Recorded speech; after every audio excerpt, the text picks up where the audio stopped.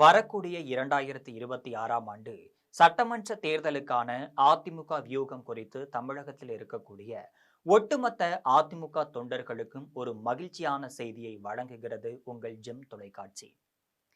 கடந்த 3 ஆண்டுகளுக்கு மேலாக 4 துண்டுகளாக சிதறி கிடந்த அதிமுக அடுத்த வாரம் ஒன்றிணைகிறது.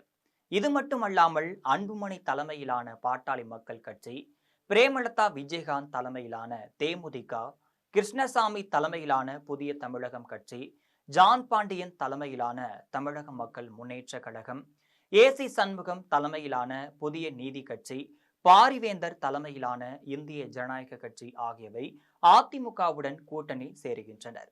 சசிகலாவை தவிர டிடிவி தினகரன், ஓ பன்னீர்செல்வம் ஆகியோரும் இணைத்துக் கொள்ளப்படுகிறார்கள். இது பற்றி ஜெம் தொலைக்காட்சி வழங்கும் சிறப்பு செய்தி தொகுப்பை தற்பொழுது பார்க்கலாம்.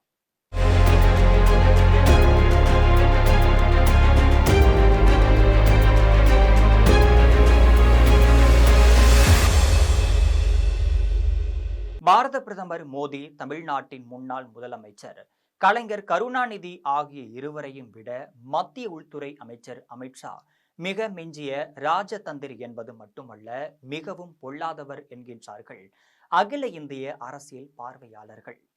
அமித்ஷாவின் அதிதீவிரமான பலத்தை அறிந்துதான் அவரை கடந்த 10 ஆண்டுகளுக்கு மேலாக தனது வலதுகரமாக பிரதமர் மோடி வைத்திருக்கிறார் என்பது திரைமறைவு ரகசியமாகும். தேர்தலில் வெற்றி பெறும் யூகத்தை அமைப்பதில் உள்துறை அமைச்சர் அமித்ஷா மிகப்பெரிய கில்லாடி என்கின்றார்கள். பீகார் மாநில தேர்தலில் பாரதிய ஜனதா கட்சி கூட்டணி வெற்றி பெறுவதற்கு காரணம் அமித்ஷா வகுத்து தந்த வியூகம்தான் என்கின்றார்கள். தற்பொழுது பீகார் தேர்தல் முடிவடைந்த நிலையில உள்துறை அமைச்சர் அமித்ஷா தமிழ்நாடு மீது தனது கவனத்தை திருப்பியிருக்காரு. இதற்கிடையே கரூர் சம்பவத்திற்கு பிறகு மத்திய உளவுத்துறை சார்பில் ஒரு சர்வே எடுக்கப்பட்டு அந்த சர்வே முடிவுகள் பிரதமர் மோடியிடம் தெரிவிக்கப்பட்டிருக்கு. அதுல திமுக, அதிமுக, தாவேக ஆகிய கட்சிகளுக்கு இடையே தேர்தல் வெற்றி என்பது மிகவும் சொற்பளவிலான வாக்கு வித்தியாசத்தில் தான் முடியும் என சொல்லப்படுது. அதாவது திமுகவிற்கு சுமார் 90 தொகுதிகளும், அதிமுகவிற்கு 70 தொகுதிகளும், தமிழக வெற்றி கழகத்திற்கு 50 தொகுதிகளும் கிடைக்கலாம். அது மட்டுமல்லாமல் ஒவ்வொரு தொகுதிகளிலும் மிக குறைந்த வாக்கு வித்தியாசத்தில் தான் தேர்தல் முடிவுகள் இருக்கும் என்று தெரிவிக்கப்பட்டிருக்கு. இது தொடர்பாக பிரதமர் மோடி உள்துறை அமைச்சர் அமித்ஷாவை அழைத்து சுமார் 1 மணி நேரம் ஆலோசனையும் நடத்தியிருக்காரு. இதனை அடுத்துதான் தமிழ்நாட்டிற்கான தேர்தல் வியூகங்கள் வகுக்கப்பட்டிருக்கு. இதன்படி வருகின்ற 10ஆம் தேதி அதிமுக பொதுக்குழு கூட்டம் முடிந்த பிறகு உள்துறை அமைச்சர் அமித்ஷா சென்னை வர இருக்காரு. அவரது வருகையின் போது Anbumani, Premalatha Vijayakanth, doctor Krishnasamy, John Pandian, A C Shanmugam, Parivendhar ஆகியோரை சந்தித்து பேச இருக்காரு.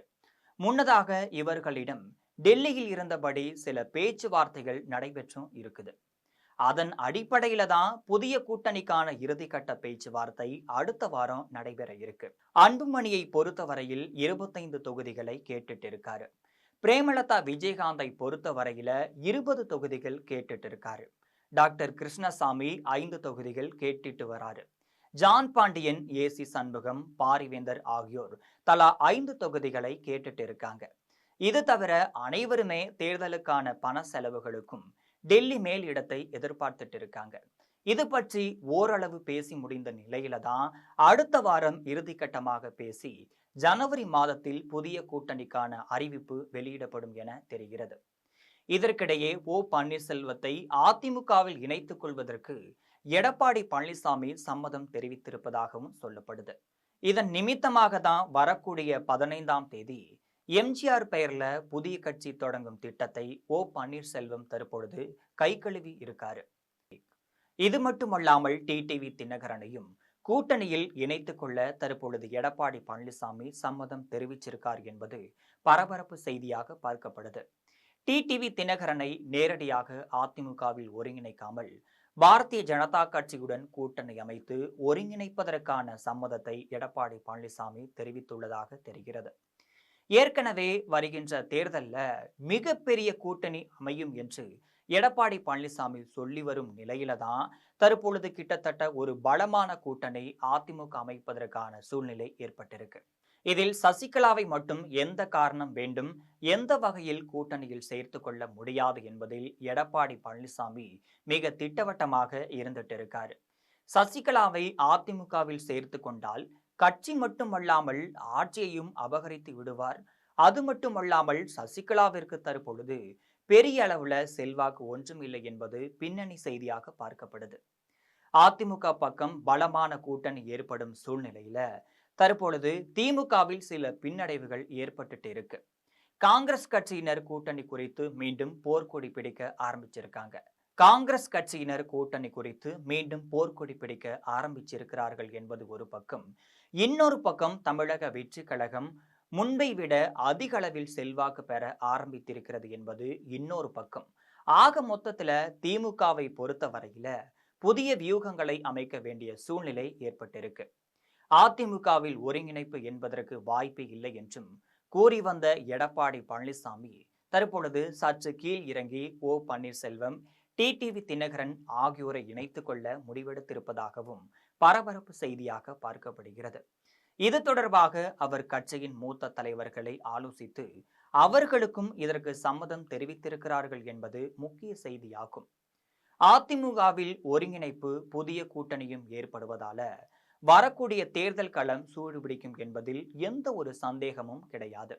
இது போன்ற அரசியல் பின்னணி செய்திகளை தெரிந்து கொள்ள ஜெம் தொலைக்காட்சியுடன் எப்பொழுதும் இணைப்பில் இருங்கள்.